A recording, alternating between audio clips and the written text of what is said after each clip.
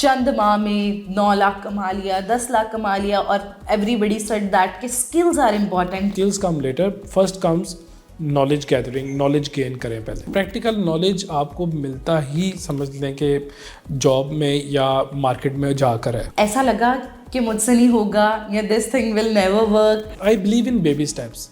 बहुत सारा कुछ एक साथ करने की ज़रूरत नहीं है। यूनिवर्सिटी एक ग्रेजुएशन होती है और एक ग्रेजुएशन आपको मार्केट करवाती है। अमेज़ॉन जिसने बनाई है, जिसने फोटोशॉप बनाई है, वो कोर्सेज वाला नहीं है। अस्सलामुअलैकुम, welcome to 100 CEO club, Qasim Ali Shah foundation. It's me doctor Warda Sikandar here, your host. आपकी मुलाकात कराएंगे ज़बरदस्त CEO से, किस तरह उन्होंने ये CEO का स्टेप स्टार्ट किया, उनकी जर्नी में आए क्या क्या हर्डल्स, और किस तरह बने ये सक्सेसफुल CEO। तो आइए मिलते हैं आज के हमारे बड़े ज़बरदस्त गेस्ट CEO से, जिनका नाम है हसीब अहमद।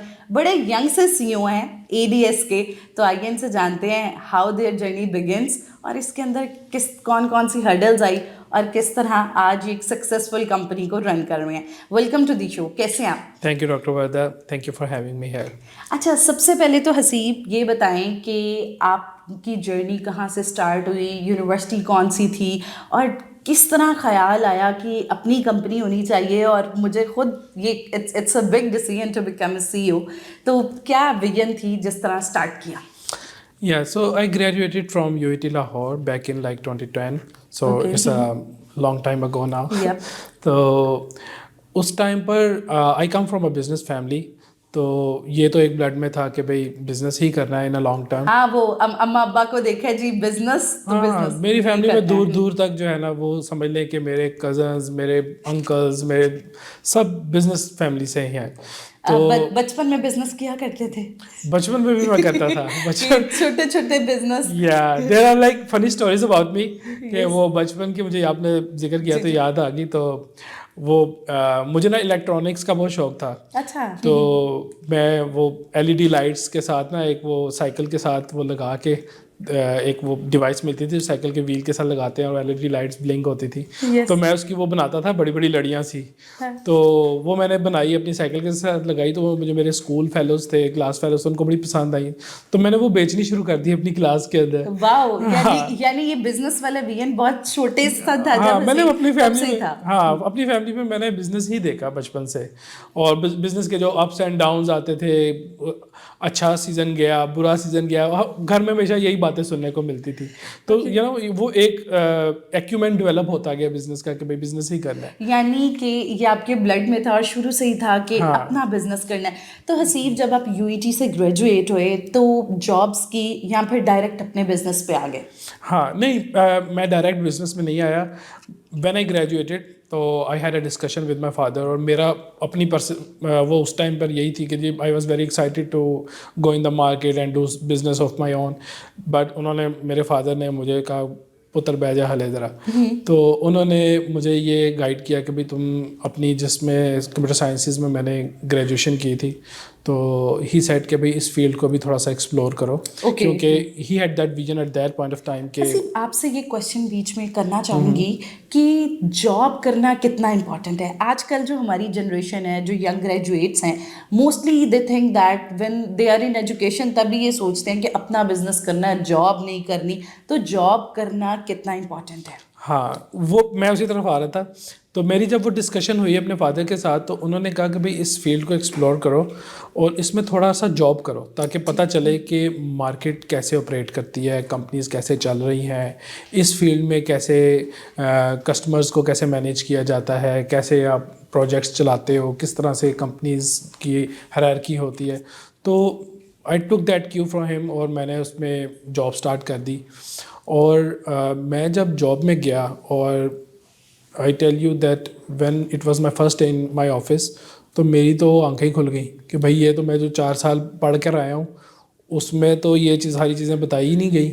वो एक थ्योरेटिकल सा नॉलेज होता है, ऊप सिखा दी, प्रोग्रामिंग सिखा दी। मोस्टली वैसे यूनिवर्सिटीज यही होता है कि they didn't focus on practical education.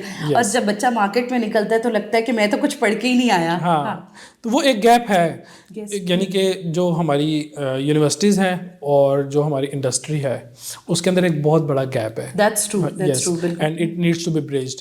तो खैर, मैं जब पहले दिन अपने ऑफिस में जाके बैठा एज ए एम्प्लॉई, तो वहाँ पर मैं क्या देखता हूँ कि वो कंपनी यूएस की किसी कंपनी के लिए सॉफ्टवेयर बना रही थी और वहाँ पर मीटिंग्स चल रही हैं गोरों के साथ और वो डिस्कशंस कर रहे हैं, कॉल ली है, फिर उसके बाद रिक्वायरमेंट्स नोट की हैं, उसके बाद 1-2 हफ्ते हमने उस पर काम किया है, उन्होंने काम डिलीवर किया और उनको जो है वेरी नेक्स्ट डे जो है उनको पेमेंट्स आ गई।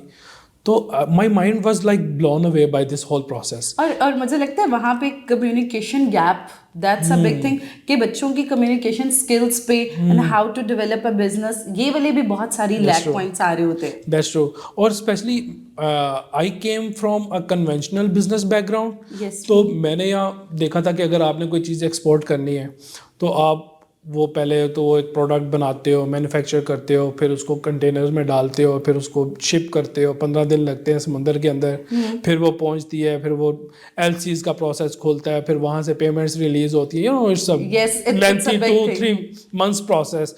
तो यहाँ पर मैं देखता हूँ कि एक ईमेल करते हैं और काम डिलीवर, और अगले दिन आपको पेमेंट आ जाती है, और you know this very strong and very quick, yes. So I was blown away by this. तो मैंने कहा भाई काम ही यही करना है। तो अच्छा, मतलब जॉब की उन्हीं पहले 2-3 दिनों में प्लान कर लिया कि यस अपना स्टार्टअप करना है, यही करना है, यही करना है, मुझे ये क्लियर हो गया कि भाई यही करना है, एक शौक और इंटरेस्ट भी डेवलप हो गया ना कि यही करना है। तो अब था करना है तो कब करना है, तो फिर मुझे फील हुआ कि there are lot of thing that I don't know. So ये एक्सेप्ट करना बहुत ज़रूरी है। यानी जॉब इसलिए भी बहुत इंपॉर्टेंट है to learn and to understand the practical. Yes, practical knowledge आपको मिलता ही समझ लें कि जॉब में या मार्केट में जाकर है, ठीक है। तो यूनिवर्सिटी एक ग्रेजुएशन होती है और एक ग्रेजुएशन आपको मार्केट करवाती है, ठीक है।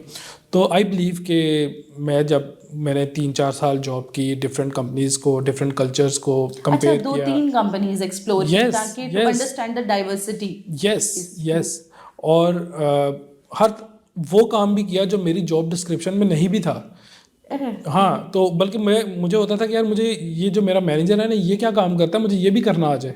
हाँ, वो कहते हैं ना CEO is the complete package, कि आप अपनी कंपनी के वो वाहिद मुलाजिम है जो अपना मुकम्मल काम कर रहे हैं, और उसमें हर जॉब जो है वो तभी आप अपना स्टार्टअप कर सकते हैं। Curiosity is the key.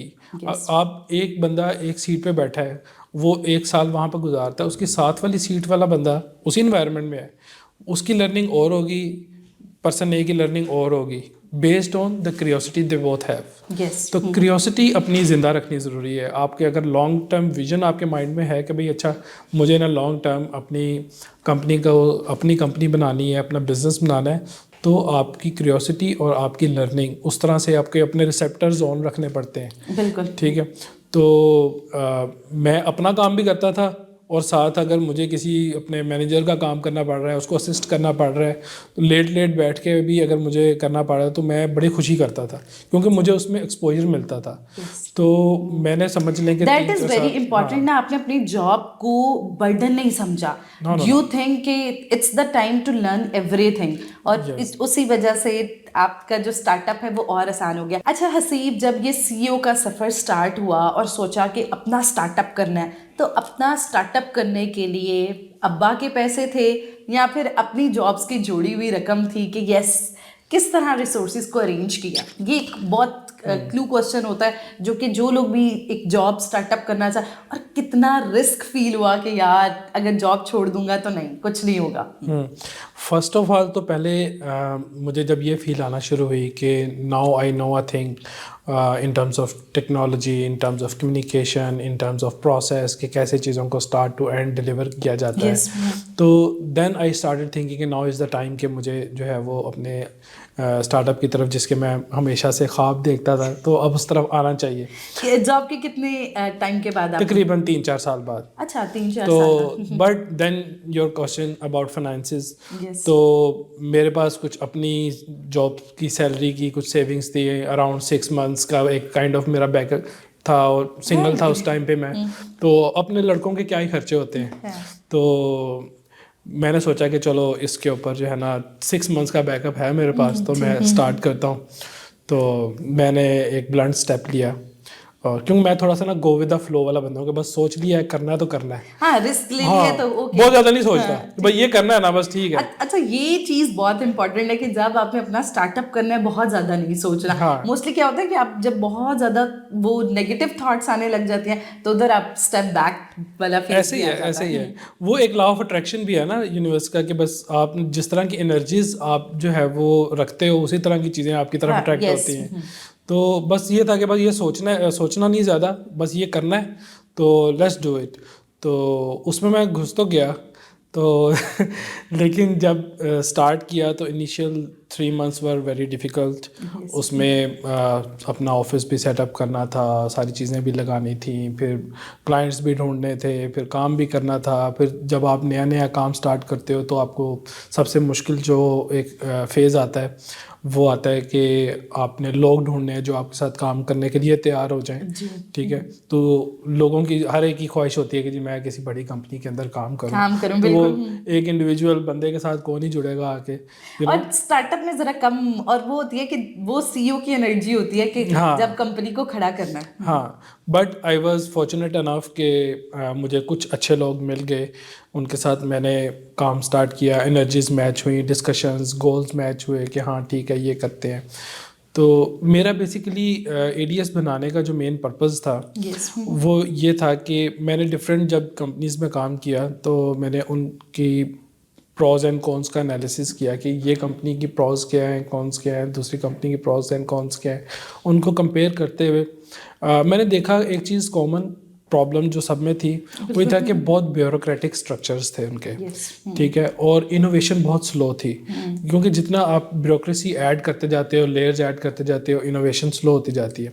Yes. तो उस चीज़ को टैकल करने के लिए मैंने सोचा कि I will work with kind of a flat hierarchy, और मेरा ऐसा मैकेनिज़्म होगा जिसके अंदर लोगों को बोलने की, ट्रांसपेरेंसी की एक जो है ना अपॉर्चुनिटीज़ होंगी, ओपन डोर कल्चर होगा जिसमें कोई भी अपने आइडियाज़ को शेयर करना चाहता है, अपनी बात कहना चाहता है तो उसको शटअप कॉल नहीं दी जाएगी, उसको वेलकम किया जाएगा। हाँ, वरना मोस्टली ये होता है कि जो सीईओज का कल्चर होता है या अपर एचआर कल्चर होता है तो उसमें अगर तो कोई बंदा बोल रहा है तो उसको फौरन फायर का होने का डर, और इस वजह से वो अपने प्रॉब्लम्स बताता ही नहीं। हाँ। वो और वर्क लाइफ बैलेंस तब उसके लिए मुश्किल हो जाता है कि जब इतना सारा प्रेशर इकट्ठा हो। मेरे ख्याल से जो ट्रांसपेरेंसी है ना ये बड़ी मज़े की चीज़ है, बिकॉज हमारी एक फील्ड है जिसको कहते हैं कि इसमें एजुकेटेड लोग आते हैं, उन सब ने अच्छी तालीम हासिल की होती है, अच्छी यूनिवर्सिटी से पढ़े हुए होते हैं, तो आप उनके साथ रैशनली कोई भी डिस्कशन करोगे वो आपकी बात का एक यू कैन कंक्लूड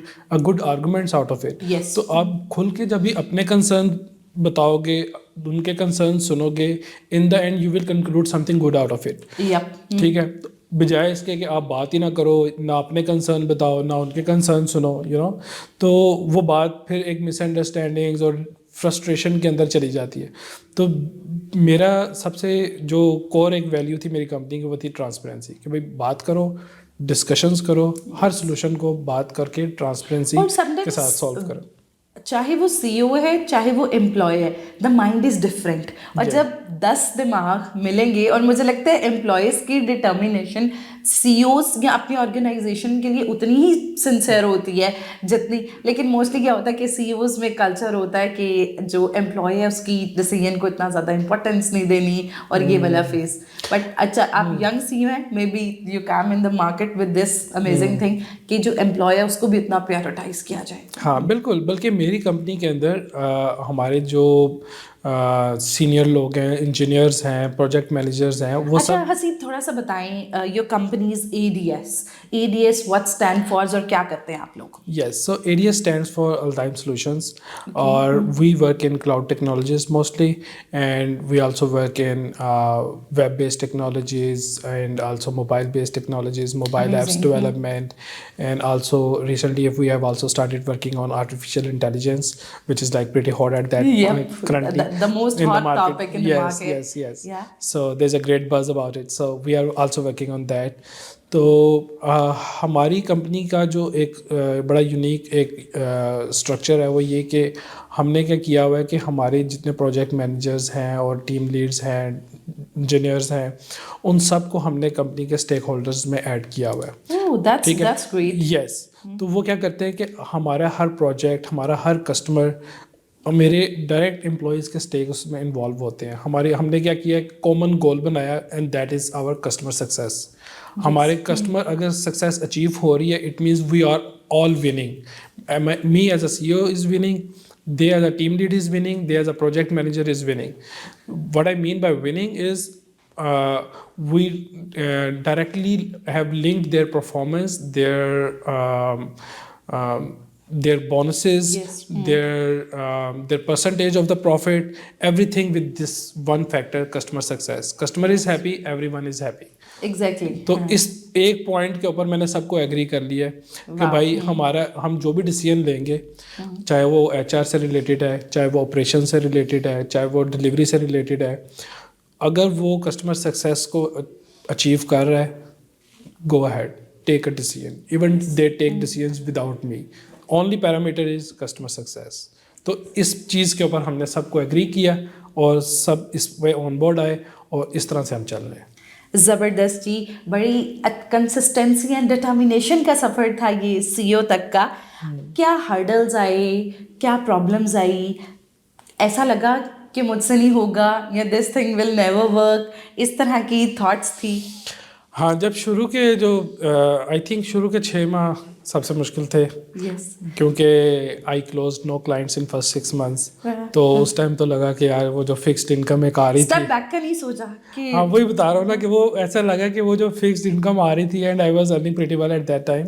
तो ये मैंने क्या किया, तो आई वाज बर्नड आउट, सारी सेविंग्स जो थी वो भी बर्न आउट हो गई। But then eventually my hard work paid off, और मैंने एक क्लाइंट क्लोज कर दिया, बहुत ही छोटा $100 का। ठीक है, तो that's the that big was my first achievement client. at that time. That was my first time. Yeah. तो मैंने फिर उसके साथ उसको काम किया। जब मैंने उसको काम डिलीवर करके दिया तो उसने मुझे कहा अच्छा चलो और काम, उसने मुझे पकड़ाया। तो करते करते करते करते फिर उसने मुझे, जब अच्छा काम किया, मुझे काम आता था, अगर ना आता था तो वो भी मैं क्लाइंट ख़राब कर देता जो 6 माह बाद मिला। तो उसने मुझे 2-3 लोगों के साथ और कनेक्ट कर दिया, उसने खुद मुझे रेफ़र किया। तो इस तरह से करते करते फिर एक क्लाइंट पूल बन गया, और फिर एक टीम डेवलप होती गई, 7 लोग ऐड होते गए, और देन फिर हमारा एक गो विद द फ्लो चलता गया। हर जो स्टार्टअप होता है उसी की तरह, some time low energy, some time with बगैर बिजनेस सर्वाइवल के, but still you survive with consistency and determination. That's the key of success, I guess. Yes, I believe in baby steps. बहुत सारा कुछ एक साथ करने की ज़रूरत नहीं है।